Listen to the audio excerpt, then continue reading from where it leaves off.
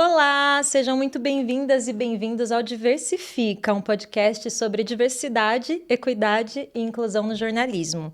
Eu sou Luane Belli, sou apresentadora e editora no Portal dos Jornalistas, que produz esse podcast. A gente estreia com uma série de 6 episódios, o especial Subjetividades. Eu vou conversar com profissionais que estão engrandecendo redações pelo Brasil com seus trabalhos e as suas experiências como pessoas diversas. O que a gente quer nesse espaço é abrir um debate que a gente acha muito necessário no jornalismo, uma mudança que a gente quer ver acontecer, porque as redações ainda são muito pouco diversas, muito pouco inclusivas, e a gente acha que isso acaba contribuindo para a gente ver coberturas que não retratam a realidade com respeito, com profundidade, principalmente quando a gente fala da realidade de pessoas invisibilizadas, pessoas vulneráveis. Então, para a gente abrir esse episódio, a gente tem um convidado notável, muito especial, que para mim representa muito a diferença que faz ter pessoas diversas construindo as narrativas. Caê Vasconcelos, muito obrigada por ter aceitado o nosso convite. Obrigada, Luana, é uma honra e estou bem feliz por esse papo. Acho que vai ser um papo bem massa. Ai, que bom, também estou feliz. Caê, comece então se apresentando para a gente, contando o que você está fazendo hoje e um pouquinho da trajetória que formou esse jornalista que você é.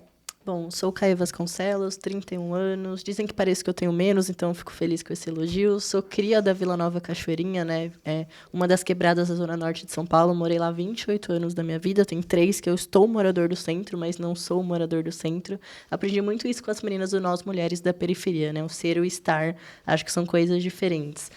Sou homem trans, bissexual. Me formei na faculdade em 2017 por conta do ProUni, né? Que entrei na universidade pagando, saí com o ProUni, que foi com certeza, assim, que mudou muito a minha realidade também, sendo uma das primeiras pessoas da minha família a chegar na universidade, né? Que ainda avançou muito de uns anos para cá, mas ainda é uma coisa difícil, né? A gente tem um diploma universitário. Em 2017, fazendo o meu TCC, foi um livro sobre pessoas trans no mercado de trabalho, né? Que hoje ele é um livro, foi lançado pela Dita Livros, o Transresistência, e escrevendo ele pela primeira vez, conversando com os primeiros meninos trans, que eu percebi que não era sapatão, e sim um homem trans. E isso mudou, assim, minha vida completamente, né? Não só pessoal, mas profissionalmente também. Hoje eu estou na ESPN, sendo editor no Sport Center, né, que é um dos jornais diários que tem lá. Fui repórter da Ponto Jornalismo por 3 anos e meio, que foi a minha bagagem, né? Acho que o jornalista que eu sou hoje foi por ter sido criado ali no jornalismo independente. Ainda faço parte da Agência Mural, que foi o primeiro lugar que eu escrevi a primeira matéria lá em junho de 2017. Ainda estou colaborando com eles e escrevendo para outros vários lugares aí, né? Sempre com a temática de direitos humanos, que para mim não dá para você ser jornalista e não pensar nos direitos humanos, né? As duas coisas têm que caminhar sempre juntas. Pois é, eu acho que isso tem tudo a ver com o tema que eu queria introduzir agora, né? O nome do nosso especial é Subjetividades, fazendo um contraponto com a questão da objetividade jornalística, que é esse paradigma que a gente aprende desde a faculdade e muitas pessoas falam ser possível ou não ser possível. Então, eu queria que você comentasse dessa perspectiva. É possível a gente fazer um jornalismo neutro, imparcial, principalmente quando a gente fala dessa abordagem da realidade, né, de pessoas vulneráveis, invisibilizadas? Acho que tudo na sociedade não dá pra gente ser neutro, né? Qualquer coisa, acho que é muito doido, assim, que enquanto sociedade no geral, não pensando muito no jornalismo, a gente acha que dá pra ser neutro, que dá pra ser imparcial, que tudo não é político, tudo é política. Tudo que a gente decide fazer no nosso dia, o que você decide consumir, o que você decide não consumir, não só em quem você vai votar, né? Acho que a política fala muito em quem são os candidatos, mas não, política é tudo. Se você vai consumir de pessoas negras, periféricas, pessoas LGBTs, isso também é falar de política. E, para mim, eu dou muita palestra em faculdade, né? Ainda bem que hoje é muito doido, né? Formei em 2017, nunca tive palestra com nenhuma pessoa trans. Hoje eu tenho sido essa pessoa que está indo nas universidades falar. E a primeira coisa que eu falo para os jornalistas, não existe imparcialidade no jornalismo. Tudo é decisão, né? Se a gente vai fazer uma matéria sobre, sei lá, qualquer tema, se a gente escolhe só ouvir homens cis héteros brancos de classe privilegiada, é uma parcialidade que a gente está trazendo, né? Porque aquela pessoa não vai ter, talvez, aquela realidade. Se a gente está falando, por exemplo, pensando em segurança pública, né, que foi uma coisa que eu cobri durante tanto tempo. Tem um título que eu acho que ele é muito emblemático, né, que é aquele, não vou citar o portal, quem leu a matéria vai saber qual é, que a Maré é um bunker de bandidos. Por que que a Maré? O complexo de favelas da Maré é um bunker de bandidos? Não, Ipanema, Copacabana, ou trazendo para o contexto de São Paulo, né, por que que em Paraisópolis a polícia pode entrar e matar vários jovens que estavam curtindo um lazer, né, porque o funk é um lazer, querendo a sociedade ou não, é a forma que esses jovens periféricos encontram ali para poder sei lá, né, extravasar, pensar em Sim. outras coisas que não só trabalho e a violência que a gente acaba vivendo nas quebradas. Por que que ali a polícia pode entrar, mas nas ruas ali dos bares da Mackenzie também tem tráfico de drogas e a polícia não faz dessa forma. Então, cada palavra que a gente escolhe colocar um título, cada pessoa que a gente entrevista, a gente está sendo parcial. Eu acho que a diferença é que de 2013 para cá, né, quando nasce o jornalismo independente, está se assumindo um papel, né? Então, sim, esse site é de direitos humanos, tem esse viés, então aqui a parcialidade está mais dita do que nos veículos que tentam ser imparciais, né? Porque, para mim, muito do que a gente vive na sociedade ainda, pensando numa sociedade extremamente patriarcal, machista, racista, LGBTfóbica e classista, é culpa do jornalista também, né? Que durante anos não eram pautas que a gente estava falando. Sim. E agora está sendo falado, e ainda bem, porque a gente está chegando nas redações, né? A gente está pensando, putz, isso é importante para mim, então quantas outras pessoas com a minha realidade não seria importante? A gente está falando sobre isso. Eu tive esse privilégio de conseguir estar trabalhando na Ponte Jornalismo, quando eu conto publicamente da transição, e aí tudo que vinha de dúvidas, por exemplo, quando eu fui me alistar no Exército, que é uma obrigatoriedade, né? Todo homem trans, depois de retificar o nome, precisa se alistar no Exército, porque a gente passa, né, a serviço também na sociedade enquanto homem. Eu fiquei, como que faz isso? O que vai acontecer? Aí eu falei, gente, quero escrever um texto, porque se eu tenho essa dúvida, quantos outros meninos trans não podem ter? Então, eu enxerguei que talvez usar esse privilégio, ter esse lugar que me deu todo o espaço para poder fazer as pautas, seria bom não só para mim, mas para os outros meninos. E o feedback sempre é positivo, né? Tipo, nossa, estava aqui pesquisando, cheguei nessa sua matéria, estou muito mais tranquilo agora para poder fazer isso. Porque é assustador, né? Pensar. Eu fiquei pensando, imagina, com 30 anos de idade, você ter que me alistar agora para o Exército e ser convocado, sei lá, né? Mas depois eu entendi que não era possível, porque eu uso óculos também, várias questões, mas dá os medos, né? Como a gente não sabe o que está acontecendo. Com certeza. Não, e você passou por esse processo trabalhando, né? E a gente, por exemplo, uma questão, né? Que quando eu ouvi essa história, né? Você contando em outros locais, eu fiquei pensando que a gente que é jornalista tem a questão da nossa assinatura, né? Que é associada às coisas que a gente faz. E você teve que passar por esse processo enquanto era jornalista. Mudar a sua assinatura, como que as pessoas iam enxergar. Você teve esses medos durante esse processo? Eu acho que das coisas que me travou, que eu demorei, que assim, eu demorei 2 anos e meio, né, do momento que eu percebi a primeira vez ali que, acho que eu sou um homem trans, como esses meninos que eu tô entrevistando, até eu ter coragem de começar a contar. E esse começar a contar foi, sei lá, a pessoa que eu me relacionava na época, meus amigos mais próximos, aí isso era dezembro de 2019, quando eu comecei a contar. Março, eu comecei a contar um pouquinho mais para minha família, que foi minha irmã, outros amigos. E na Ponte, acho que foi mais ou menos em abril de 2020. Maio, eu já fiz esse texto. E ainda bem que eu estava num veículo que é isso, né? Não só me deram todo o espaço, mas falaram, você vai decidir como que você quer falar. Você quer fazer um texto, você quer fazer um vídeo. Se não quer fazer nada, a gente só troca a assinatura. E aí, quem entender, entendeu. Só que aí eu voltei nisso, né? Eu falei, putz, acho que é uma oportunidade de eu escrever um texto sendo didático, né, para as pessoas, explicando por que é importante a gente respeitar o nome, respeitar o pronome, por que eu demorei tanto tempo, né, para poder me entender um cara trans e ter coragem de falar, porque é isso, né. Em 2017, quando eu comecei a escrever o meu livro, eu só tenho experiências ruins na imprensa, principalmente, né? Muito recentemente, a imprensa começou a lembrar que pessoas trans, travestis, pessoas não binárias têm vidas, não só... A gente não é só morte e violência, né? A gente é muito mais do que isso. Então, e sempre foi uma cobrança muito forte que eu fazia na Ponte, né? Ok, a gente é um site de segurança pública, mas eu quero trazer vida também, porque direitos humanos é isso, né? Então, eu só tinha experiências ruins ali. Então, eu pensei, putz... Eu vou contar agora que eu sou um cara trans com quase 27, 28 anos, né? Quando a minha ficha realmente caiu. Vou perder meu emprego, vou perder o afeto da família, vou perder tudo que eu tenho ao meu redor. Será que eu preciso disso? Então, eu falei, não, acho que é uma oportunidade de eu trazer esse texto para mostrar por que é tão doloroso e por que foi tão difícil para eu conseguir contar para as pessoas. E teve um medo, assim, né? Eu fiquei, putz... Tanto que, assim, eu sou super a favor daquilo. O nome morto é nome morto, né? O nome que me deram no meu nascimento não importa. A gente pega, joga ele fora, começa a falar desse nome a partir de agora. Mas, como eu já era conhecido por um nome, eu lembro que no começo do texto eu começo assim, né? Vocês me conhecem por esse nome, mas a partir de agora é esse outro nome. Porque eu fiquei, bom, nunca se falou sobre isso na Ponte, né? Eu acho que eu nunca tinha visto uma transição acontecer midiaticamente dessa forma, né? Eu poder escrever um texto, acho que também é um privilégio, assim, que eu abracei pensando, né? Para mim, assim, tudo é coletivo. Claro que a gente está no momento que pessoas acabam chegando chega outro, mas é pensando que outras pessoas têm que vir depois, né? Então, se não for coletivo o avanço, para mim, não existe. Então, eu pensei, como que eu consigo fazer esse texto para que outros meninos, outras meninas, outras pessoas se empoderem também, né? Para a gente pegar esse lugar. E foi super assim, nossa, ainda bem que eu fiz esse texto, porque imagina, eu já estava quase 2 anos como repórter da Ponte, muitas fontes que eu tinha que, sei lá, semanalmente falar, então eu só pegava esse texto e mandava. Tipo, ó, antes de falar sobre essa pauta, lê esse texto aqui. Aí a galera trocava o nome, me mandava o print, já troquei e tudo mais. Mas para quem você mandava? Não entendi. Você mandava para as minhas fontes. Para suas fontes, que já conversavam com você antes. Para não ter que ficar, imagina, né, sei lá, 100 pessoas que eu falava no meu mês, na minha semana, explicar para cada uma delas. Então eu pegava esse texto, já encaminhava, e sempre assim, feedback super, nossa, que bom, tô feliz por você. E quando eu decidi que eu ia assinar como Caê Vasconcelos, né, eu não tinha decidido que o nome ia estar no documento. Aí teve todo um processo, assim, eu retifiquei Caetano, né, então no documento eu sou Caetano, mas foi todo um processo, acho que foi muito bonito, porque muitas pessoas ao meu redor, não só famílias e amigos, né, fontes também, pessoas que eu conheci por conta do jornalismo, nunca estiveram tão perto de uma pessoa trans, e eu meio que deixei a galera participar desse processo. Eu fiz enquetes no Instagram e no Twitter, por exemplo. E aí, retifica o Caê, retifica o Caetano, o que eu faço? E aí começou uma galera, não, tem que ser Caetano, tem que ser Caê. Aí a maior parte da galera falou, fica com os dois. No documento você é Caetano, você assina como Caê, porque a gente tem esse privilégio também, né, de poder escolher o nome da assinatura. Mas foi, eu digo que a paciência que eu tive lá atrás, quando eu percebi que eu era um cara trans em 2017, ainda bem que eu consegui, assim, realmente contar para as pessoas quando eu estava psicologicamente bem, né? Porque, assim, a saúde mental, nessas horas, acaba, né? Se você não está pronto, porque, obviamente, que eu enfrentei transfobias, né?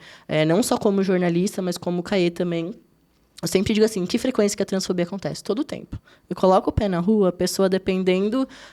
agora a gente está conseguindo andar um pouquinho sem máscara, né? Eu tô com uma barba bem pequenininha, mas tô... A galera tem começado a respeitar um pouco mais. Mas a minha voz ainda é uma voz de criança, né? Acho que sempre vai ser assim. Eu já desisti de mudar ela, porque também acho que eu tenho que amar quem eu sou do jeito que eu sou.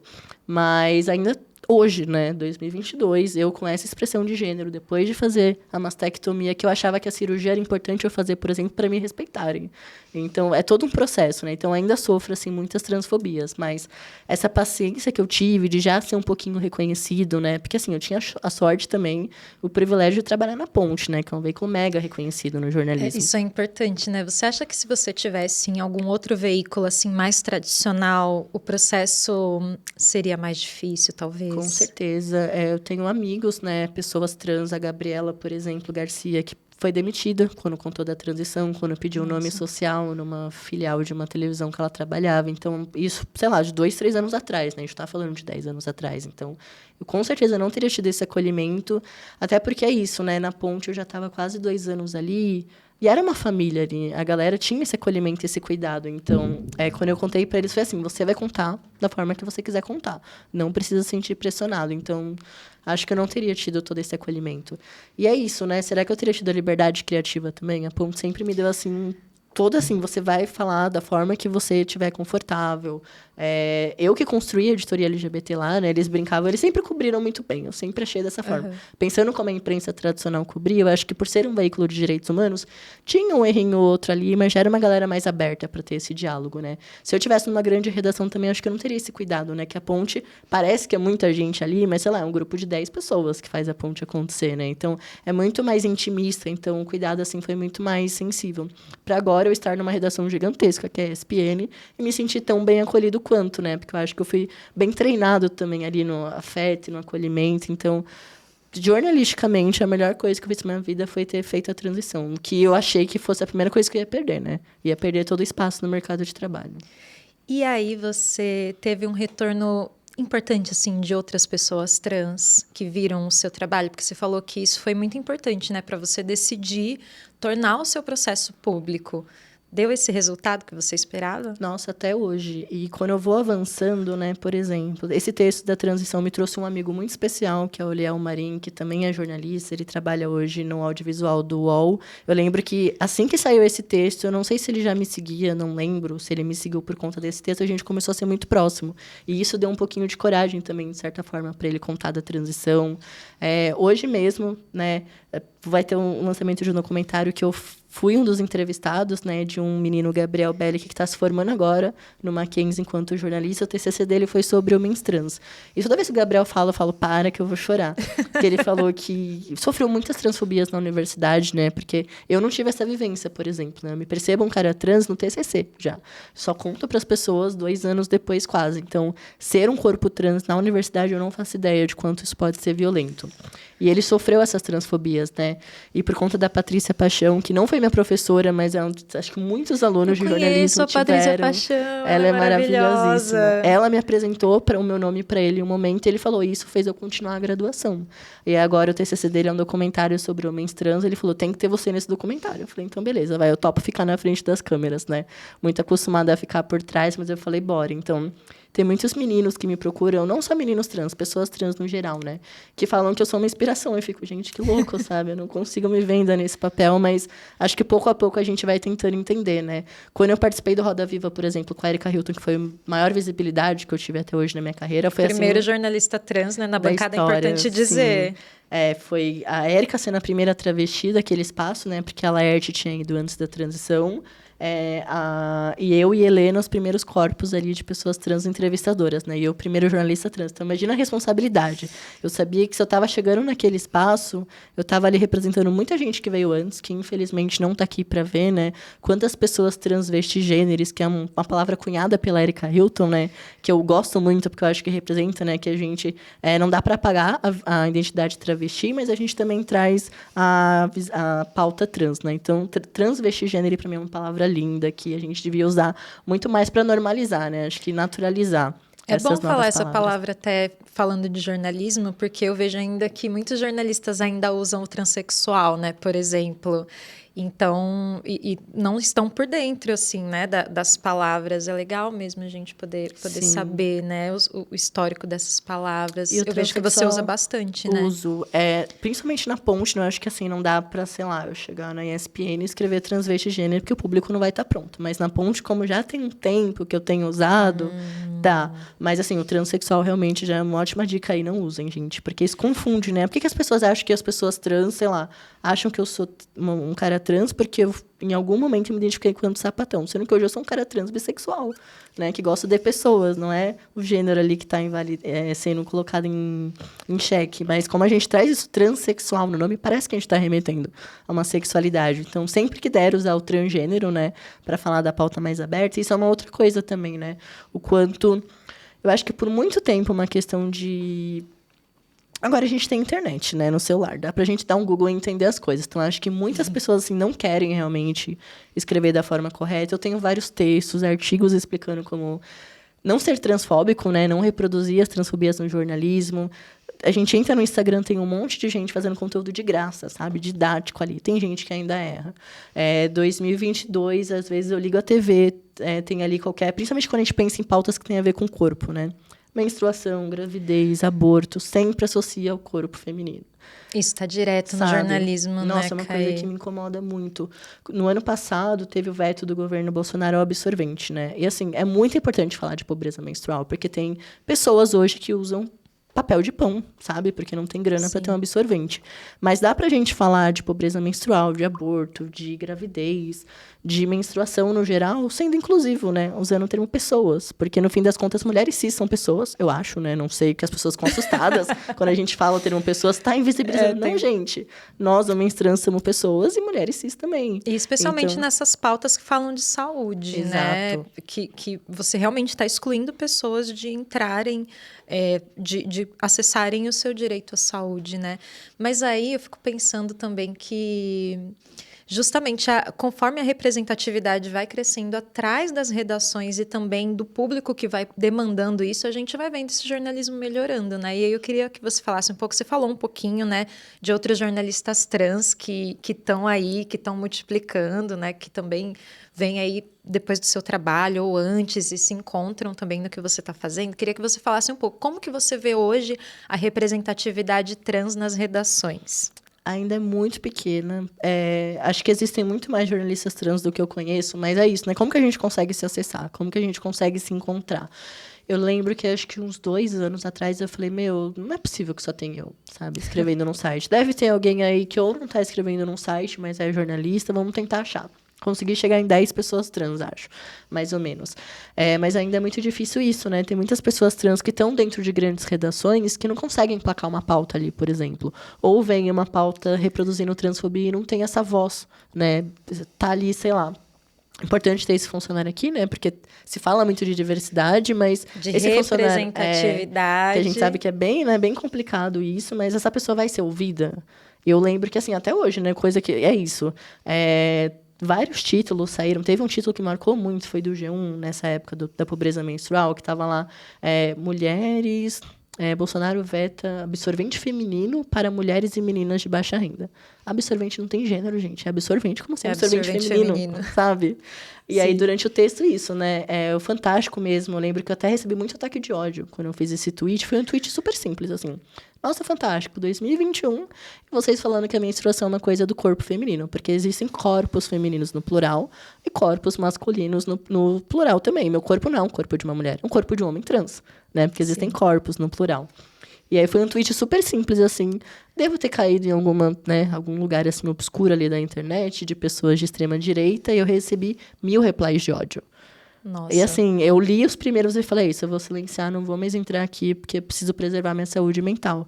Então, quando a gente se posiciona agora, e até uma crítica às redes sociais também, né, por exemplo, durante a pandemia, o Twitter, por exemplo, verificou muitos jornalistas, porque a gente precisa ter essa credibilidade, né? Pensando que o governo federal descredibiliza a nossa palavra, então jornalista deixou de ser importante na sociedade, então foi importante dar esse selinho pra gente.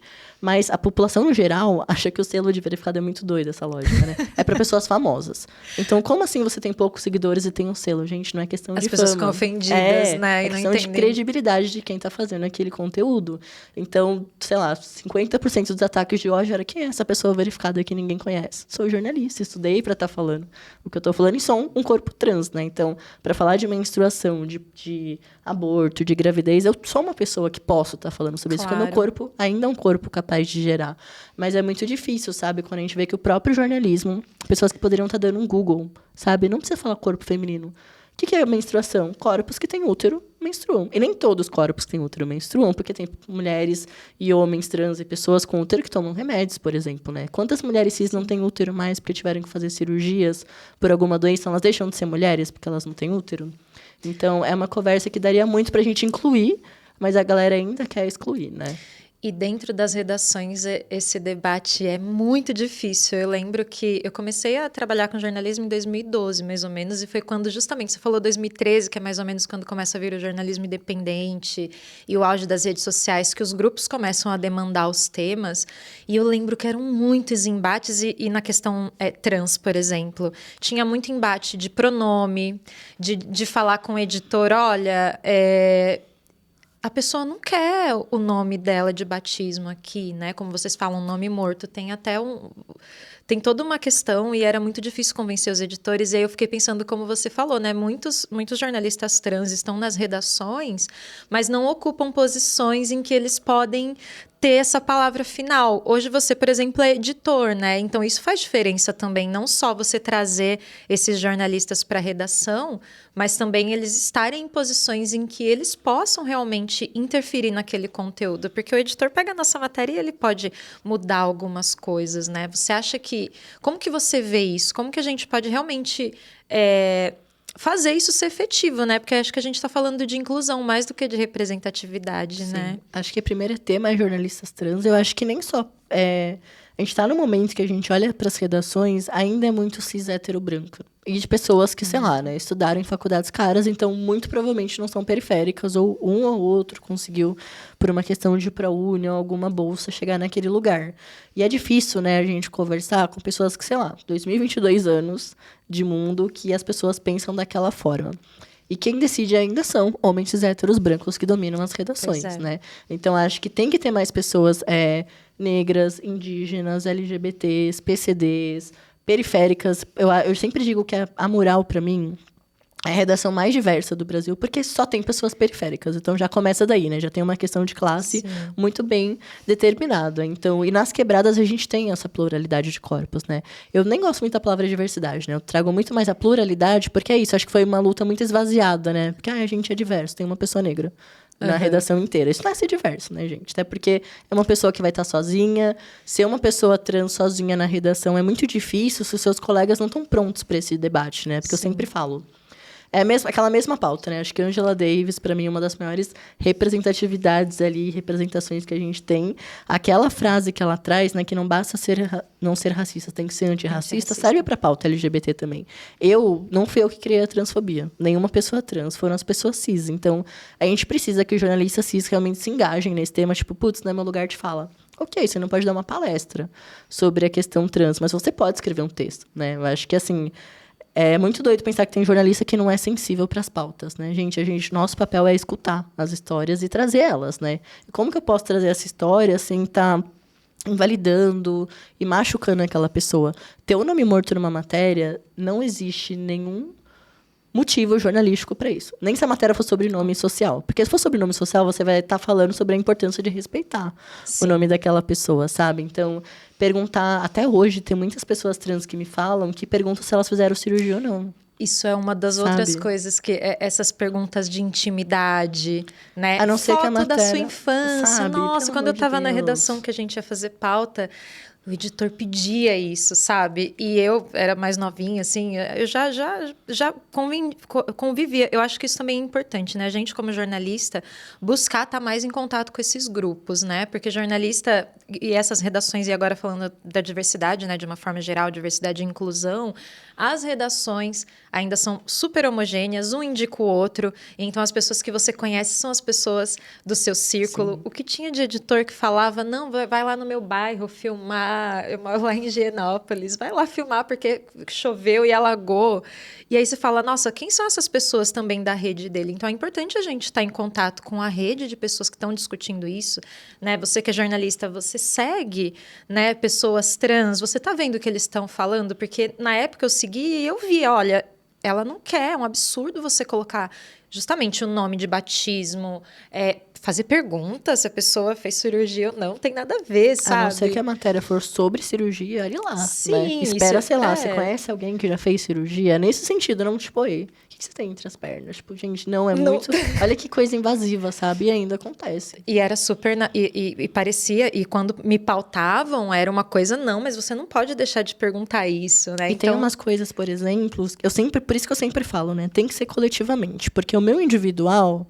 Pode ser tudo bem, sei lá, acho que chega um momento assim que é tanta opressão que a gente não dá pra brigar todas as lutas, né? A gente tem que abrir mão de alguma coisa ou outra. Então, pode ter pessoas trans que não se importam de você chamar o nome morto ou real pronome. Mas como que, o geral, como que a militância tá lidando com isso, né? Esses tempos, o Pedro Borges, do Alma Preta, acho que ele estava no Profissão Repórter na época. Eles estavam fazendo uma matéria super legal, né? Sobre cirurgias de pessoas trans no SUS, como que estava funcionando, que é uma coisa que demora anos, né? Por isso que a gente vê tantas pessoas trans fazendo vaquinha. Eu fui uma dessas pessoas. Eu tive que fazer uma vaquinha coletiva, né? Para as pessoas me ajudarem a realizar a mastectomia, porque é uma coisa muito cara, muito inacessível ainda. E o SUS é 10 anos na fila. E a matéria era sobre isso. Ele falou, um dos personagens mandou foto de antes da transição. Mas eu fiquei aqui pensando, tudo bem para ele, mas como que tá para militância? Aí eu falei, olha, ele te autorizou? Ok, mas para militância a gente prefere não, sabe? Não importa como eu era antes da transição. A não ser que eu queira postar no meu Instagram para fazer aquele antes e depois, a gente não pode pegar aquilo e colocar num veículo só porque tá no Instagram. Isso é uma questão que é muito intrigante, assim, né? Como que a gente escolhe com responsabilidade quando a gente está falando desse tema, né? Porque é isso, toda escolha. Para a gente construir a narrativa, a gente vai escolher. Então, a gente pode escolher um representante, uma pessoa trans, para minha reportagem, eu posso escolher. E essa pessoa, ela necessariamente representa todo o grupo, né? Como jornalista, como que você vê isso? Como que você recomendaria a gente ter responsabilidade de chegar numa fonte e abordar um tema que, por mais que a gente aborde com uma pessoa individualmente, a gente está falando de um coletivo que é mobilizado, que tem demandas, que tem lutas de um bom tempo? Acho que o primeiro passo é entender que não, né? Uma pessoa trans não representa todo mundo. Eu consigo, né, sei lá, por conta dos estudos que eu faço e de estar ligado em várias coisas, ter uma visão um pouco mais ampla da coisa, mas não é o que eu estou escrevendo, não está escrito em pedra, né? Porque eu sou um homem trans bissexual periférico, mas eu sou um homem trans branco, né? Então eu não sei o que é associar o racismo à minha luta. E outros meninos vão ter outras demandas. Esses tempos eu estava dando uma palestra no SESC, tinha eu e mais 2 pessoas trans, né? 2 pessoas negras, era uma travesti e um boy trans. Cada um veio de um lugar diferente, a gente tinha demandas diferentes. Em alguns momentos as histórias se cruzavam. Acho que tem transfobias que toda pessoa trans sofre, tem algumas coisas que são paralelas, mas tem muita coisa que é muito diferente. Então, é plural, né? Pessoas trans são plural, assim como pessoas negras, assim como mulheres. Então, nesse caso, por exemplo, será que é legal eu ter ali uma foto daquela pessoa antes da transição? Tenta procurar as associações que a gente tem, né? Por exemplo, seguir a ANTRA, que pessoas cis precisam seguir a ANTRA, sabe? Primeira coisa, assim. Associação Nacional de Travestis e Transgêneros. Seguir também a Fonatrans, que é específica de pessoas trans negras. Seguir Casa Chama. Várias outras, né, associações que a gente tem, porque ali a Casa 1, por exemplo, faz um trabalho super legal também. Então, ali sempre vai ter, né, o que não fazer, o que fazer, e tentar conversar com o máximo de pessoas possíveis, né? Tipo, ok, a matéria vai ser focada nessa pessoa, mas deixa eu consultar com outras pessoas trans, principalmente pessoas trans que vêm um pouco mais velhas, né? Eu sempre falo que respeitar a transancestralidade... Alguém me falou essa palavra um dia, eu falei, essa palavra é a palavra-chave do negócio, né? É respeitar a nossa transancestralidade. Quem veio antes ainda está vivo aqui. A gente está num país que a gente tem Neon Cunha viva, sabe? Muitas pessoas não conhecem a história da Neon. Se eu consigo retificar o meu nome hoje, sem passar... Não é fácil, né? É uma coisa que ainda é cara, principalmente, é quase R$1.000, assim, dependendo, para você conseguir ter seu nome ali no documento. É uma coisa que é um pouquinho burocrática, porque você retifica a certidão, aí vai atrás do RG, aí vai atrás do CPF, vai atrás de não sei o quê. Até hoje eu não consegui retificar meu INSS, por exemplo. Porque eu não consigo entender e eles não conseguem entender. Né? Sabe? Que a gente não imagina. tem um sistema interligado no Brasil. Mas a gente só consegue antes, tinha que ser por ordem judicial. Você tinha que ter feito a cirurgia e o juiz poderia escolher se ele ia te dar um nome ou não. Então, tem muitas pessoas trans mais velhas que têm o nome ali no documento, mas o gênero não foi retificado. Ou autorizou o gênero e não o nome. Então, umas coisas assim, muito era totalmente subjetivo. E a gente sabe que o nosso judiciário, né, é cis hétero branco, homens cis héteros brancos que ainda dominam aquele espaço. Sim. Então, toda a nossa vida estava na mão daquela pessoa. E uma coisa que demorava anos.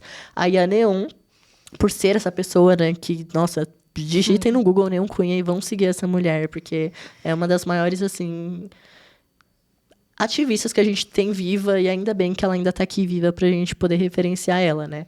Ela foi e pediu morte assistida ao Estado brasileiro. Tipo, ok, vocês querem que eu comprove que eu sou doente, que eu faço todo esse processo, então não quero mais viver.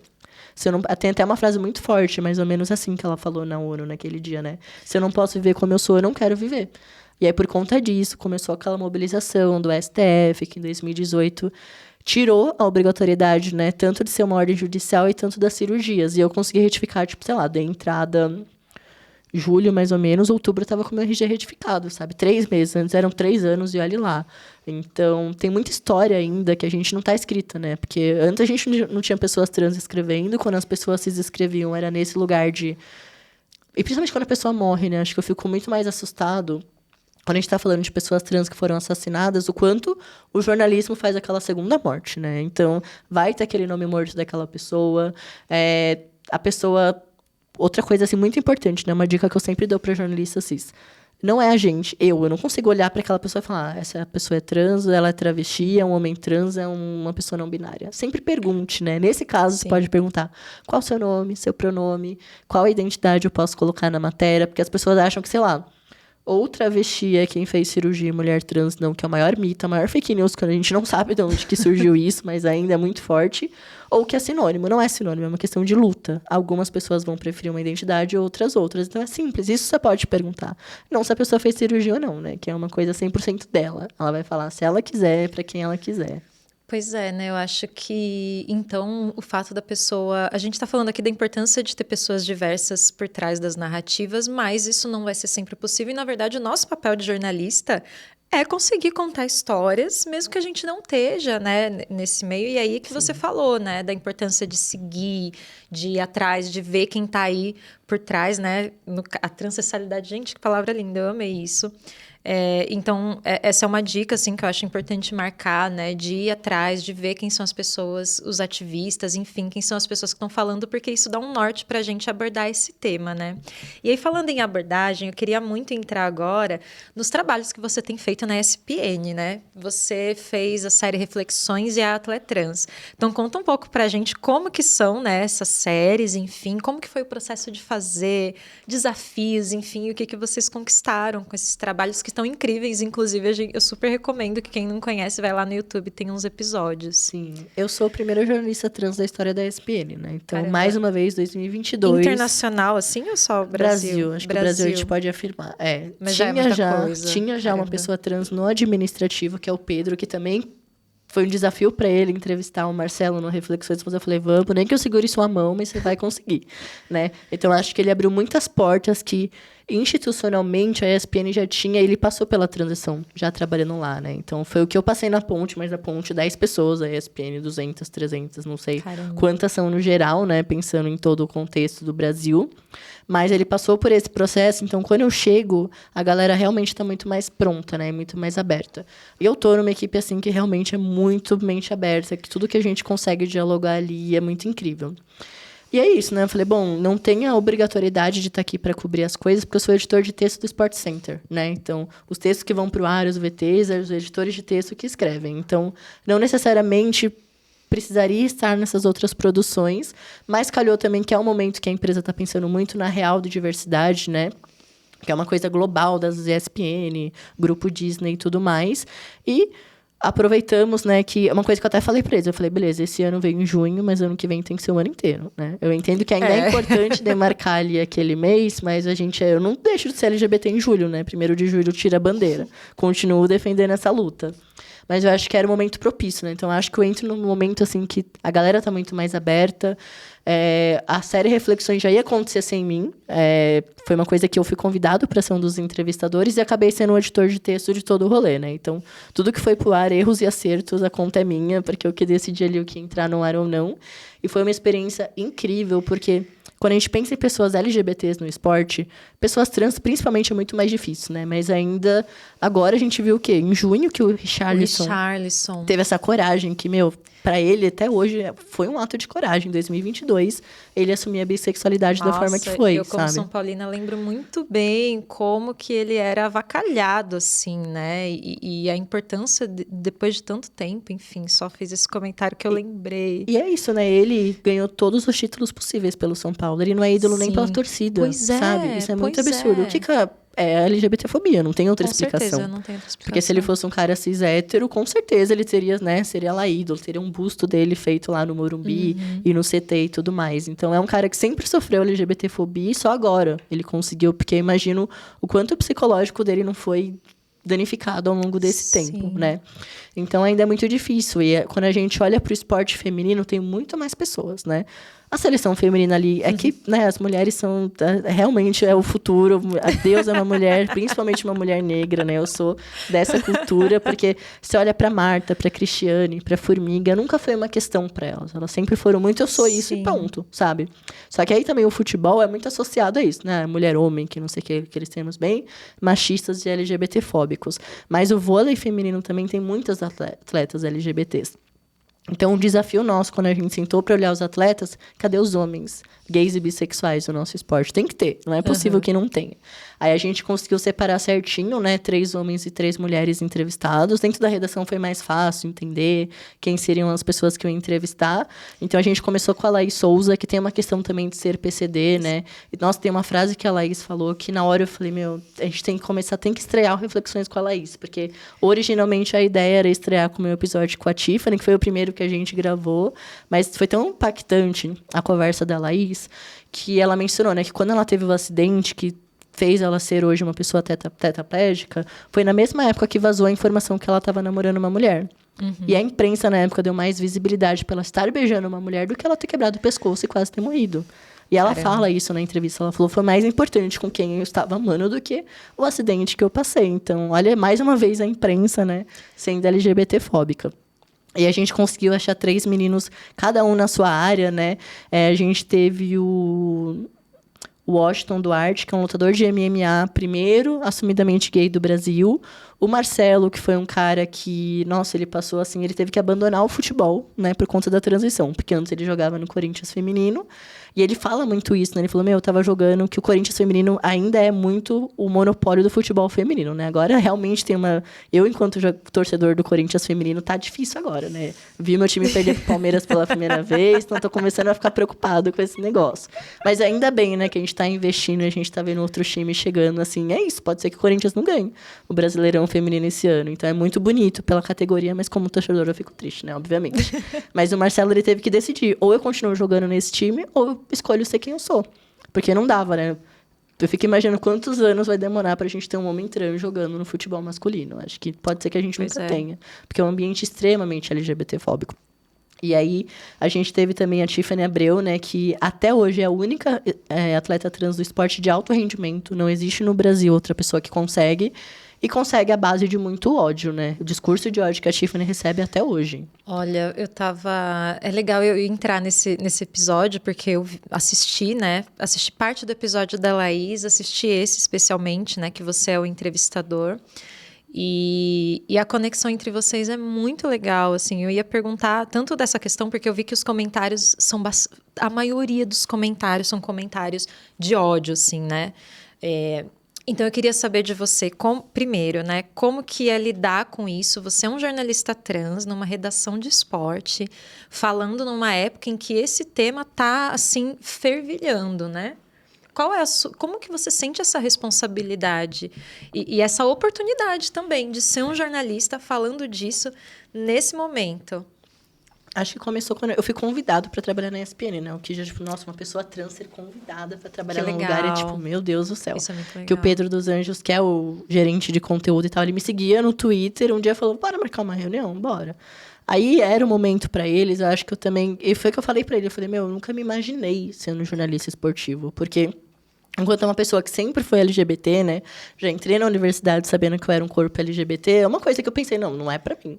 Nunca vou poder ocupar esse lugar. Então, quando eu tenho essa oportunidade de ocupar, eu falei, ok, então vamos tentar. Principalmente com a série Atleta Trans, né? Eu acho que primeiro foi meio que ao mesmo tempo, a gente já estava gravando reflexões, né? Que eu gravei com a Tiffany em abril, por exemplo. Só foi pro ar agora em junho, né? Então foi tipo 2 meses antes, porque é todo um processo, né? Pra gente conseguir conciliar a agenda de atleta, é uma loucura. Tiffany estava jogando a Superliga, Carol Gattais foi aos 48 do segundo tempo, que é o episódio que vai pro ar terça-feira que vem também, que tá lindo. É muito doido, assim, eu sendo essa pessoa que tem o privilégio de editar, já vou dar um spoiler, né? No final da entrevista da Carol Gattais, que, tipo, é uma das maiores atletas do vôlei brasileiro. Sim. E uma das que assumiu primeiro enquanto bissexual, né? Tem, tipo, 20 anos. Que a Gattais é assumidérrima LGBT. Durante as Olimpíadas, viralizou muitas brincadeiras dela com a Rosa Maria, né? As cantadas de pedreiro que ela ficava dando na Rosa. Então, a Nathalie, que é uma das meninas da produção da ESPN, dá uma cantada pra Gattais usar com a Rosa Maria. Então, termina assim o Reflexões, sabe? Pra cima, leve, descontraído. Porque eu falei, é isso, né? Não tem como a gente pensar em falar de pessoas LGBTs no esporte sem falar de dor. Né? A gente vai estar romantizando uma coisa que não. Tem dor, tem luta, tem sofrimento, mas tem que ter mais gente, né? Nossa, tem uma frase que eu amo que a Tiffany falou, quando a gente estava falando de pioneirismo, né? Que às vezes é isso, eu sou só o jornalista trans, ela é só a jogadora trans. Que ela falou, hoje eu precisei ocupar esse lugar, né? De ser a primeira, eu vou ser para sempre a primeira, e eu vou ser para sempre a jogadora trans. Mas eu espero que as próximas não precisem disso. Porque é isso, né? Claro que é importante demarcar os nossos demarcadores sociais, mas a gente não é só isso, né? E outra coisa também que ela falou que doeu muito, eu enquanto torcedor do Osasco, né? Eu torço pro time que a Tiffany tá jogando agora. Sim, então, você acompanha de perto, o Paulista, né? Eu fui em todos os jogos. A Superliga na segunda fase eu não consegui, porque eu já estava trabalhando na ESPN, os horários são doidos, né? E até Osasco é longe também. Mas sempre assim que dá, principalmente depois que ela veio pro Osasco, eu falei, é importante ela ver que tem pessoas trans ali também, naquela arquibancada por ela, né? Porque antes da final do Paulista, eu não vou nem citar nomes, né? Porque eu tenho ranço dessa pessoa, mas tem uma jogadora que jogava no Osasco, que é extremamente LGBTfóbica. E antes da final, ela deu uma entrevista num podcast e falou, eu ainda acho injusto. Aí, por conta de pensamentos como esses, né? Foi a Ivana Negrão, que é uma das maiores jornalistas que a gente tem na ESPN, a gente tava... Foi aquela semana que a Lia Thomas ganhou, né, o circuito de natação nos Estados Unidos, e assim, jorrou ódio. Todo aquele ódio que a gente viu de 2017 pra cá com a Tiffany foi destinado pra Lia Thomas. E a Joana Maranhão, que assim, não vejo a hora de poder abraçar essa mulher, né? Que essa, assim, é realmente uma pessoa aliada, sabe? Ela fez uma sequência de stories falando sobre o quanto ela achava absurdo esse ódio que estavam colocando em cima da Lia. Porque, assim... Não tem essa questão de justiça, né? Acho que no Atleta Trans a gente conseguiu, em 4 episódios curtíssimos, 5, 6 minutinhos, explicar que não tem. Porque a gente foi o quê? Foi atrás de pessoas trans que estão nos esportes, especialistas, né? Então, tem médico endócrino falando, tem pesquisador, a própria Joana, que referência na natação, né? Uma campeã olímpica. E nos stories da Joana, ela já falava sobre isso, né? Que a gente não entrou tanto, assim, na questão do doping, mas a Joana trouxe muito isso nos stories. Injusto é quem usa doping, né? Que você tá burlando o sistema. A pessoa trans não tá. Tem uma regra ali, ela tá seguindo aquela regra e por isso ela consegue competir. E aí a Joana, ela fala muito sobre isso, que o esporte, no geral, já é injusto, né? É que, assim, a entrevista bruta dela, eu falei, gente, vamos só fazer, sei lá, tem um atleta trans, mas deixa disponível essa entrevista na íntegra, porque que mulher incrível. E ela falava muito sobre isso, né? Ela falou, com 3 anos eu fui pra escolinha de natação. E tem muitas pessoas que não vão ter as condições que eu tive, que vão, sei lá, só com 10 anos entrar na piscina pela primeira vez. Então, ela já sai na frente, né? Que desde os 3 ela tá treinando. Então, o esporte de alto rendimento sempre foi injusto. Então, acho que essa é a chave, né? E vocês conseguiram trazer isso na série, né? E você acha que essa visão, né? Vocês conseguiram sensibilizar o público, porque apesar de todos aqueles comentários, né, não é só aquilo, eu acho que muita gente vê também e às vezes não se manifesta, mas tem um impacto muito positivo. Sabe o né? que é mais doido? Essa galera que comenta, eles não se dão nenhum trabalho de dar o play, sabe? Porque se você assistir, você não vai ter aquele pensamento. Principalmente a forma que a gente conduziu, a gente pensou.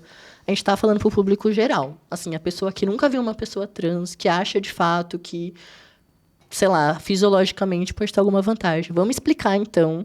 E foi muito legal a gente ter conseguido fazer o fio condutor narrativo com um time de homens trans, né? Que a gente é tão invisibilizado que quando você pensa em pessoas trans no esporte, pensa na Tiffany. Nunca vão pensar em um cara trans, porque a gente não tem homens trans em lugar nenhum, né? A gente tá pouquíssimo na TV, pouquíssimo nos jornais, pouquíssimo em todas as coisas. Até na música mesmo, atores trans, a gente tem pouquíssimos homens trans que estão conseguindo visibilidade. O Elliot Page, para mim, é uma mega representatividade porque ele tá conseguindo, não só conseguiu fazer a transição, mas o personagem dele transicionou em The Umbrella Academy. Então, sim. Outro também que eu preciso muito abraçar um dia. Mas a gente não é visto, né? Então, a gente é invisível dentro de uma pauta que já é invisível. Então, conseguir mostrar a dificuldade que os meninos têm ali, né? Que tem a questão ali da cirurgia, que pode ser um impacto psicológico para eles. A questão da grana, que não tem grana, né? Então, eles fazem a rifa, juntam grana para conseguir vir para São Paulo. Eu quase ia dar um spoiler, né? Mas tem lá uma final, e aí quem tem que assistir para saber se eles ganharam a final ou não. Mas foi muito bonito conseguir amarrar tudo. E acho que, sei lá, né? O universo conspira quando a gente faz o trabalho bem feito, porque, por um outro motivo, a Sheila... Eu ia falar Carvalho. Sheila Castro foi lá na ESPN para gravar um outro programa, né? Aí eu pensei, em 2017 ela foi uma das atletas que foi contra a presença da Tiffany por ignorância, né? Ela reconhece hoje que foi por ignorância. Eu falei, vamos perguntar. Vai que ela topa falar. E ela topou. Então é muito bonito ver também, tipo, ela falando. Quando eu me aproximei da Tiffany, comecei a entender a realidade, fui pesquisar, vi que a expectativa de vida era super baixa, que quantidade de pessoas trans mortas. Como que você vai ser contra a presença do corpo da Tiffany ali, sendo que é isso, né? Como a Joana Maranhão bem disse, ela tá ali é porque ela tá cumprindo as exigências que estão determinadas para ela. Qualquer coisa que fuja disso é transfobia. E tem uma frase que a Joana fala sobre isso, né? Então, acho que a gente conseguiu amarrar de uma forma tão bonita que quem se der o trabalho, tira 20 minutinhos do seu dia, sabe? Assiste, não tem como você ser contra. Porque...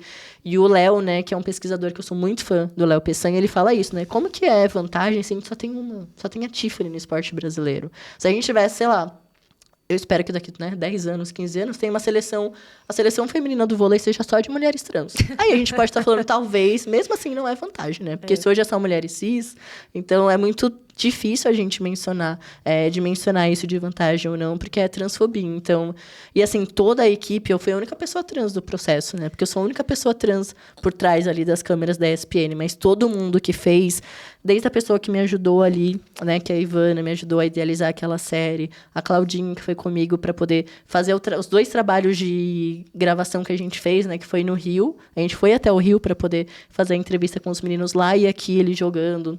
O Wagner Pade, que fez toda a parte do roteiro também, os meninos que fizeram a edição, todo mundo, assim, abraçou e falou, é isso, sabe? Essa tem que ser uma luta nossa também. E aí, no dia do orgulho, eu fiz um texto também para o site da ESPN falando sobre isso, né? Não dá mais pra gente achar que é normal ter gritos homofóbicos, LGBTfóbicos da torcida. Não dá pra gente achar normal a Tiffany ser a única e ela sofrer tanto ataque de ódio.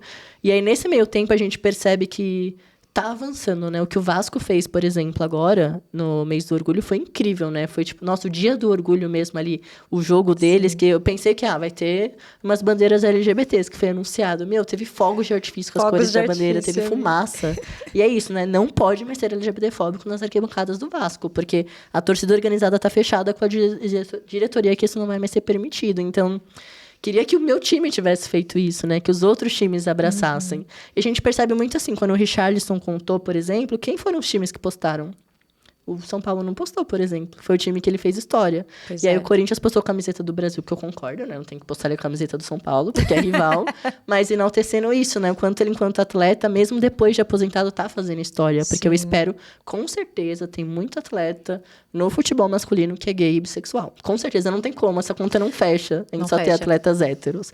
Mas eles não vão conseguir. Será quantos anos vai demorar pra gente ter um outro? E às vezes é isso, né? Não é que a gente tem que sair do armário para defender essa luta, mas que essa pessoa possa se sentir confortável, né? Gente, é o trabalho dela, ela não vai poder ser ela. Pois é, e tem tudo a ver com inclusão, né? Agora, eu quero entrar, a gente já tá quase no final, são tantos assuntos e tá tão boa a conversa. Eu queria que você falasse um pouco dessa experiência. Você falou da sua equipe, né? De como você teve todo o apoio para fazer esses conteúdos. Eu queria que você falasse um pouquinho dessa experiência. Eu acho que eu vi uma entrevista sua no Vida de Jornalista, inclusive podcast maravilhoso. Vou falar um pouquinho mais da Rádio Guarda-Chuva daqui a pouco. Você falou que tem um núcleo de diversidade na SPN, que o acolhimento foi super legal. Então, compartilha um pouco para a gente como que foi essa experiência para outros jornalistas, para outras redações, quem sabe, né? Se inspirar um pouco.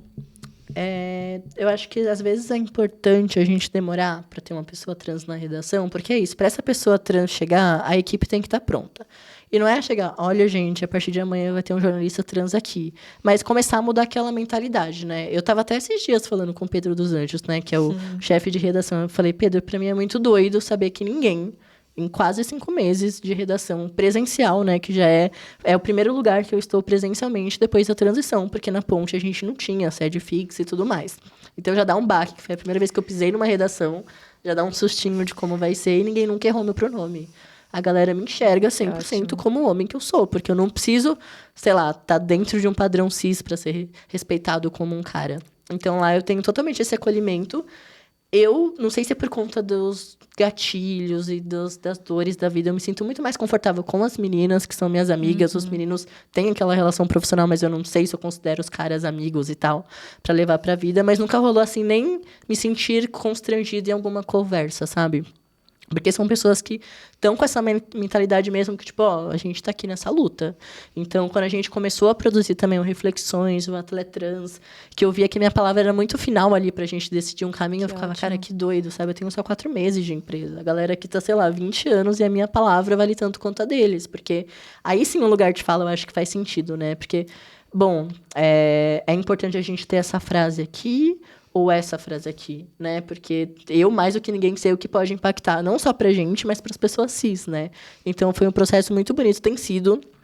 Eu lembro muito que, na primeira conversa lá com o Núcleo de Diversidade, antes de eu começar efetivamente, eles perguntaram, o que a gente pode mudar? Que eles falaram, né? Tipo, hoje a redação é assim, a lógica funciona dessa forma. O que a gente pode mudar para você se sentir mais confortável? E aí pintou o assunto banheiro na conversa, né? Eu falei, olha, eu não faço ideia como vai ser usar o banheiro. Vamos deixar eu usar a primeira vez. Se eu sentir que teve olhar, algum constrangimento, eu falo. E assim, zero problema, sabe? Pelo contrário, a galera me acolhe, assim, muito. Até um pouco é isso, né? Tipo, uma sociedade que é transfóbica, ninguém nunca errou meu pronome. Que loucura é essa que tá acontecendo? Parece que é uma pegadinha, mas deveria ser assim, né? A gente não deveria ter medo de estar no mercado de trabalho e de ser a gente. E Pois assim, é, e assim, eu acho que essa questão da inclusão, por exemplo, o fato de você ter tido esse acolhimento faz com que você tenha a leveza de ser o bom profissional que você é, de ser jornalista, né? Porque tudo se trata disso, né? É óbvio que a gente está falando aqui de levar as nossas experiências, as nossas vivências para a redação, mas também seria muito ruim se o tempo todo a gente tivesse que estar preocupado com o básico da dignidade. E aí você não consegue exercer aquilo. E isso até deixa a gente um pouco atrás, às vezes, dos outros, né? Porque você está com preocupações que os outros não estão. E aí você não consegue ter um prestígio, não consegue evoluir, não consegue trabalhar numa narrativa, porque além de tudo, de falar do conteúdo, você está pensando no formato, enfim. Então, acho que com certeza isso influenciou no trabalho que você está trazendo, que é de muita qualidade, né? sim. E lá, por exemplo, eu não tenho a obrigatoriedade de ter que falar da pauta LGBT, porque eu acho que é muito importante, né? Isso é muito legal, né? Porque é isso, De na falar. verdade, assim, o Sport Center, né, que é o jornal que eu faço parte da equipe, é 100% futebol masculino, o foco. 90% de futebol masculino. Aí eu faço parte ali do núcleo, né, que é team futebol feminino, então com as meninas a gente tem tentado trazer cada vez mais, porque pra mim é isso, sabe? Uma pessoa que fala que é fã de futebol e só vai ver o masculino, tem alguma coisa errada aí, né, amigos? Ainda mais pensando, sei lá, pensando no Corinthians, que é o time que mais tem títulos do futebol feminino. Sim. Por que não dá pra encher a arena com tanta facilidade quando é um futebol feminino e quando é um masculino a galera se estapeia pro ingresso, né? Então tem que mudar essa lógica, sabe? Hoje as meninas jogam muito, sempre jogaram muito bem, né? Agora elas têm minimamente uma estrutura pra isso, às vezes não tanto, né? Tem uns jogos assim que você fala, meu Deus, isso nem treino não deveria ser nesse lugar, sabe? Ainda tá muito longe da realidade, mas a gente tem conseguido muito trazer o futebol feminino. Lembro que lá na primeira conversa que eu tive antes de entrar, eu falei, ó, eu sou muito fã de futebol feminino e de vôlei. E de skate. Vai dar pra trazer essas pautas? Ah, normalmente o futebol é o foco, mas dá. Então é isso. Tem semana que, sei lá, eu fico o tempo inteiro pensando e só fazendo coisas do futebol masculino ou feminino. Não necessariamente trazendo a pauta LGBT, o que é muito bom. Isso é muito importante, né? Porque às vezes também as pessoas pegam o jornalista ali diverso, né? Vamos usar esse termo, e coloca no cercadinho. Ah, o jornalista negro na editoria de diversidade, de negritude. E sim, isso é muito importante. Mas eu também acredito que a gente vê a diversidade na prática quando você está realmente integrado na redação, né? Um monte de gente pensando várias questões. E, enfim, eu acho que aí sim que a gente vê. E às vezes é até subconsciente isso, né? Porque, assim, durante muito tempo eu só me via como repórter especialista na pauta LGBT. Porque durante 1 ano e meio foi isso que eu fiz na Ponte. Quando eu fui realmente contratado, comecei a cobrir segurança pública, eu fiquei com medo. Eu falei, será que eu sou capaz? Porque eu só sei falar sobre essa pauta. Aí foi todo um trabalho, assim, ainda bem que a Maria Tereza Cruz era editora na época, que ela tem uma sensibilidade absurda. Ela falou que você não souber, eu tô aqui pra te ajudar. Porque você nunca cobriu segurança pública. Então, se realmente ler um BO é diferente, ler um processo judicial é diferente. Entender quando eu tô na pauta, onde que eu tô indo sem me colocar em risco, né? Porque acho que isso, principalmente pensando em jornalismo independente, que eu já fui pra muita pauta sozinho, sem nem fotógrafo, indo de ônibus, de Uber, o que dava pra gente chegar na pauta. É importante a gente ter essas coisas que é com a prática, né? Se não for na prática, você não vai entender como que eu abordo esse delegado para ele me falar alguma coisa, como que eu chego naquele lugar e consigo ter algum relato de alguém que vai estar com medo. Eu lembro que no dia seguinte da massacre de Paraisópolis, eu fui. Nunca tinha ido para Paraisópolis. E, assim, é uma região que é muito, infelizmente, acostumada com a violência policial. Então, a população tem medo, obviamente, né? E a gente sabe que tem muito jornalismo ainda sensacionalista, policialesco, que só vai ouvir a versão da polícia. Então, vários lugares, na verdade, que eu já fui fazer pauta, que, sei lá, chegava pra gente que algum jovem negro foi morto naquela quebrada e sempre no boletim de ocorrência, eles só trocam o nome. É muito absurdo. É sempre troca de tiro, a pessoa era suspeita, tava não sei o que lá. Você chega naquele território... 5 minutos você já percebe que não era aquilo que tá no BO. Só que como que você consegue a confiança daquela pessoa? Porque, assim, é um site que não é tão conhecido pro público, mas tem muita credibilidade. Então, eu lembro que, assim, várias pautas, por exemplo, no final, eu tinha feito a entrevista só com um gravadorzinho e com um bloquinho de nota. A pessoa, em qual canal que vai passar na TV? Aí eu, não é TV, é um site. Só que aí depois, quando você manda o link para aquela pessoa e você vê que, sei lá, a corregedoria foi atrás... ou alguma coisa do Estado se mexeu depois da matéria, a galera começou a ter carinho, né? Tipo, prefiro uma vez falar com esse site que não é tão alcance quanto a TV, porque aqui eles vão respeitar. Cobrir Sim. sistema prisional, por exemplo, lembro que as primeiras vezes que eu cobri, as mães já se colocavam aquela culpa. Eu sei que meu filho errou, eu sei que ele tem que pagar, mas eu não acho justo ele passar por isso que ele passa. Então, acho que, sei lá, na 10ª entrevista, eu falei, por que eu já não abordo dessa forma, né? A gente não quer saber o que seu filho fez. O sistema prisional não é para reproduzir tortura. Ele não tem que estar comendo comida estragada, apanhando e as famílias sendo tratadas mal. E aí a pessoa já fica muito mais confortável para falar com você, que vai pensar, putz, minimamente essa pessoa entende a minha dor. Pois é, né? Acho que essa conexão, né, com a pauta, acho que entra muito nessa questão da subjetividade, Sim. né? E isso é 100% diferença. sensibilidade, sabe? Eu não preciso ser preso para entender que uma pessoa não tem que apanhar no sistema prisional. Eu sempre sou assim, né? Eu sou aquela pessoa que chora às vezes na pauta. E tá tudo também, bem, eu sabe? choro. Eu fico pensando, nossa, em algum momento eu vou chorar aqui. Sim. Acho que uma das entrevistas até hoje, né, mais difíceis, assim, da minha vida foi quando eu fui lá na casa que a Marielle dividia com a Mônica Benício, né? Nossa. Que foi assim, a Marielle morreu em março, acho que a gente foi, tipo, julho pra lá, e a matéria saiu em agosto. Então, eu tinha 4 meses, 5, que a Marielle tinha sido assassinada. E na semana, eu falei pra minha psicóloga, eu não vou. Eu vou desistir da viagem, eu não tô pronta, eu vou fazer ela chorar, eu vou chorar. Aí, na época, foi antes da transição, né? Então, eu me identificava enquanto sapatão. Aí minha psicóloga falou, quantas pessoas você acha que da mesma realidade da Mônica entrevistaram? Porque você também é um corpo periférico. Você não cresceu na favela do Rio, mas você cresceu na quebrada de São Paulo. E você sabe o que é sofrer LGBT-fobia. Ela falou, vai, se tiver que chorar, você chora. Ela vai ver que você é um ser humano, assim como ela. E a pauta, né? Isso também, se eu tivesse em qualquer outro veículo do Brasil, não teria sido essa pauta. A pauta foi sobre a história de amor delas. Porque, assim, claro que é importante falar da Marielle enquanto vereadora, né? Mas não dá para você, principalmente a pauta racial dela e periférica, mas ela era uma mulher que tinha um relacionamento com outra mulher e era a luta dela enquanto vereadora. Então, eu falei, eu quero saber como elas conheceram, quero saber como foi o primeiro beijo, como elas se apaixonaram. E essa foi a entrevista. E aí teve uma hora muito... Foi em vídeo também, né? Tem uma hora muito bonita que a Mônica ela falou que na semana ela tinha achado uma carta que ela tinha escrito para a Marielle na semana ali, que elas se mudaram para aquela casa, que foi assim que a Marielle se tornou parlamentar, né? Que elas moraram ali. E a Mônica leu aquela carta. E nesse momento ela se emociona, ela chora. Eu tava longe, assim, chorei também. Porque é isso, né? Fala sobre essa história de amor, sabe? Que o título até é isso, né? Uma história de amor interrompida. Porque se fosse por elas morreriam velhinhas, porque era uma história de amor incrível, sabe? Que, infelizmente, foi interrompida pela violência. Mas Sim. dá pra gente falar da violência, mas pensando nisso, né? Eu falei, não, como que vocês conheceram? Como que foi o primeiro beijo? Quero contar isso, sabe? Vamos contar a história de amor também. E você estava por dentro porque você vivenciava isso, né?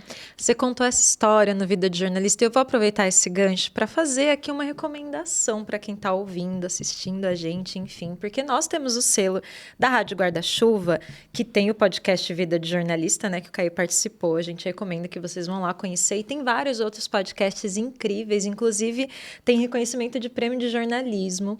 Então, se vocês quiserem conhecer, é só acessar o site. Eu vou falar o site daqui a pouco. Eu vou indicar um podcast em especial que tem tudo a ver com o tema que a gente está falando aqui, né? Que é a visibilidade da população LGBT+. O podcast é o Dissidentes, apresentado pelo Renan Suquevices e que discute diversidade de gênero, afetiva e sexual a partir de histórias de LGBTs de todo o Brasil. Então, se você ficou interessado no Dissidentes ou em todos os outros podcasts do catálogo, vou falar aqui rapidinho. Tem o Põe na Estante, o Finitude, a Rádio Escafandro, o Afluente, o Vida de Jornalista, que o Caê deu mais de uma entrevista, inclusive, por lá. Tem o Pauta Pública, então vale muito a pena. Os podcasts são maravilhosos. O site para conhecer é radioguardachuva.com.br. Caê, agora eu vou fazer uma última pergunta para a gente ir para o final. Infelizmente, eu tinha tanta coisa ainda que eu queria te perguntar, mas, enfim, né? O tempo, ele é escasso, é um recurso escasso, ainda mais para a gente que gosta de falar, né? Quando a gente fala de inclusão, tem muito a ver com sonhos, sabe? Porque é isso, você pode ser representativo, uma redação, convidar pessoas para trabalharem, mas se não tem inclusão, você não consegue prosperar, você não se sente confortável para construir, né, e para prosperar. Então, eu queria que você falasse para a gente dos seus sonhos. Pode ser não necessariamente no ativismo, né, trans, mas o que você espera para sua carreira profissional e se você vê possibilidade disso acontecer, né, na sua vida. Nossa, acho que eu tenho conquistado sonhos que eu nem tive, sei lá, a audácia de sonhar, né? Pensando enquanto um corpo trans, periférico, bissexual. Mas acho que não tem mais um limite, né? Aonde eu conseguir chegar, eu vou chegar. Eu quero muito mesmo, assim, ver não só eu ocupando esse lugar, mas outras pessoas trans ocupando a televisão na frente da TV, né? Tá ali apresentadores trans, comentaristas, nas bancadas dos jornais, em qualquer lugar, né? Até enquanto atores e atrizes, que a gente vê muito pouco ainda na TV. Porque acho que a presença da Lina no BBB esse ano foi muito demarcador, né? A importância dela estar ali naquele lugar. Foi muito doloroso. Eu que conheço a Lina, entrevistei ela desde 2018, né? A primeira vez que eu entrevistei ela. É uma pessoa que ver o documentário dela foi crucial para eu conseguir ter coragem de me entender um cara trans. Então ela sabe, eu já cansei de falar isso para ela, quanto ela é importante para minha trajetória. Ver ela passando tanta transfobia foi doloroso, mas foi importante porque a gente passa aquilo todo dia. Não basta a gente estar escrito na testa o nosso pronome. A gente está, querendo ou não, reproduzindo alguns estereótipos de gênero para ser aceito. A gente ainda é invalidado por ser quem a gente é. Então, foi muito doloroso, mas olha o impacto disso, sabe? Via, sei lá, essas entrevistas, até do próprio Big Brother mesmo, senhorinhas falando que estavam torcendo pra Lina, sabe? Então, ela conseguiu chegar num lugar que a gente não sabe que lugar é esse, né? E é isso, quanto mais a gente consegue ocupar os lugares, realmente, né? Um lugar a gente vai ser escutado, a gente vai ter visibilidade ou a gente vai estar ali para ocupar uma cota. É importante a gente estar nos lugares, mas a gente tem que estar ativo naqueles lugares, né? Então, assim, sei lá, eu quero ser apresentador, comentarista, estar na frente da TV, e eu quero que daqui... Antes eu falava, né, que eu não ia estar aqui para conseguir ver todo esse fruto dessa luta que a gente está plantando. Aí eu tenho um amigo, Denis Pacheco. Sempre agradeço o Denis por ter me dado essa bronca, que foi uma bronca muito importante, né? Ele é um cara gay, negro, periférico, do Fórum Brasileiro de Segurança Pública. Ele me falou, Caê, pelo amor de Deus, não dá mais pra gente esperar 50 anos. Tem que ser agora a mudança, sabe? A gente tem que estar aqui para ver. Eu falei, cara, é isso, sabe? Claro que assim, não vai ser amanhã. Né? Não vai ser depois das eleições que tudo vai melhorar. Mas vamos construir realmente um mundo melhor, né? Porque... esses dias mesmo, acho que eu estava dando entrevista para um TCC, me perguntaram o que me motiva a continuar a luta. São as crianças trans. Porque eu não tive a chance de ser uma criança trans, mesmo já sendo, que agora eu olho para o meu passado e falo, com certeza eu era uma criança trans, mas não se falava sobre isso. Minha família não tinha ideia dessa possibilidade, mas hoje a gente tem o Gustavinho, a gente tem a Ágata, tem a Maria Joaquina, e todas essas famílias que eu já tive a chance de conversar, entrevistar, falam a mesma coisa. Por que hoje elas conseguem olhar para aquela criança trans e acolher? Porque é só isso que a criança precisa, acolhimento, respeito, afeto e amor, né? Porque a gente vive num mundo que ainda expulsa as crianças e adolescentes trans de casa. E aí, quando você é expulso de casa, você não consegue terminar o ensino, os estudos, você não vai conseguir chegar no mercado de trabalho e você vai virar estatística. Então, eles conseguem, essas mães, principalmente, né? São muito mais mães do que pais, me falaram que agora elas ligam a TV e tem, tipo, a Erika Hilton. A mulher mais bem votada do Brasil é uma travesti negra. Tem a Lina ocupando aquele espaço no BBB. Então, quando a gente consegue trazer... Por isso que a importância do jornalismo e da imprensa, né? Vamos trazer histórias positivas. Claro que o Brasil ainda é 14º ano consecutivo, 13º país que mais mata a população trans. Mas vamos dar outras alternativas, né? Tipo, a gente tá chegando a ser vereador, a gente tá conseguindo ser ator, atriz, jornalista, vai ocupar cada vez mais lugares, a gente consegue ser jogador, né? De vôlei, futebol, seja qual a categoria. Então, vamos mostrar exemplos positivos, né? Por Gustavinho olhar e falar, quero ser jornalista. Tem o Caê ali, então se o Caê conseguiu, eu também posso conseguir, porque tem que ser pensando nisso, né? Acho que é honrando a transancestralidade, mas pensando nas crianças trans. Eu quero que quando o Gustavinho, ele tá com 7 agora. Com 20 anos, ele não precisa estar lutando para usar o banheiro, para ter o nome respeitado, ter o pronome respeitado e simplesmente poder ser ele, né? Porque imagina a potência que as nossas crianças trans não vão chegar se elas estiverem no mundo um pouco mais com equidade, né? Que eu não sei se um dia a gente vai realmente erradicar todos os males, mas pouquinho mais, né, avançado. Acho que a potência assim vai para um lugar que ninguém imagina onde a gente vai conseguir chegar. Ai, que bom, adorei, Caê, muito obrigada por essa conversa. Eu espero que tenha servido para evidenciar esse tema, principalmente para o público, né, do Portal dos Jornalistas, que estão nas redações, tem muitos gestores que podem fazer a diferença trazendo mais pessoas trans, incluindo mais pessoas trans nas redações. E eu tenho certeza que quem te ouvir, como você falou, né, não tem como não se sensibilizar com a pauta e mudar a cabeça mesmo. Para a gente finalizar, faz um merchan aí, né, que você quer anunciar das suas redes sociais, do seu livro, fica à vontade. Bom, meu Instagram é cae.vasconcelos e o Twitter Cae Vasconcelos tudo junto. Lá tem o linkzinho do Linktree, tem vários links, tem um link pro meu livro, que tá disponível na Dita Livros, então @DitaLivros também nas redes sociais. Tem outros livros também, né? Uma editora independente que só publica pautas LGBTs. Então tem o Mama, que fala sobre a amamentação de um casal de mulheres, tem o Vem Cá, que fala sobre a saúde sexual de mulheres lésbicas e bissexuais. E agora é esse meu livro, né, que fala sobre pessoas trans. Lá também tem os links pro Atletrans, pro Reflexões, que né, ainda dá tempo também de quem puder visualizar lá. Vai pro ar ainda o da Gatais, mas tá lá Star Plus, YouTube, tudo disponível. E vamos divulgar esses trabalhos, né? Principalmente o Atletrans. Ver alguém falando, não, mas a Tiffany tem vantagem. Então vem cá, assiste esses 4 episódios, depois você fala as coisas, porque não tem vantagem. A gente tem que estar incluso em tudo. Tá ótimo, obrigada, Caí. Espero que a gente tenha outras oportunidades de conversar aqui com o pessoal do Portal dos Jornalistas. Obrigada, foi uma honra. Gente, então vamos encerrar. Para a gente encerrar de uma vez, antes, né, da gente encerrar para valer, eu quero fazer os agradecimentos, né, aqui no episódio. Primeiro, agradecer a nossa equipe maravilhosa, a equipe do Portal dos Jornalistas, Ana França, estagiária, Fernando Soares, editor, Vitor Félix, repórter. Também quero dizer que esse episódio teve patrocínio do Itaú.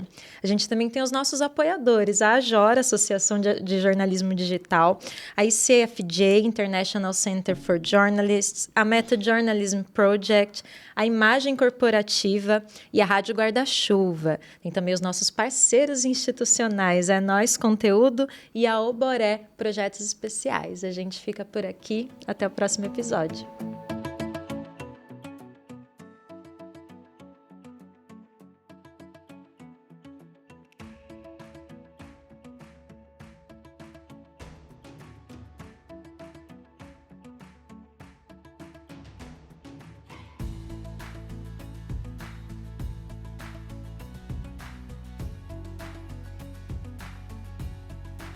Diversifica tem o selo da Rádio Guarda-Chuva. Jornalismo para quem gosta de ouvir.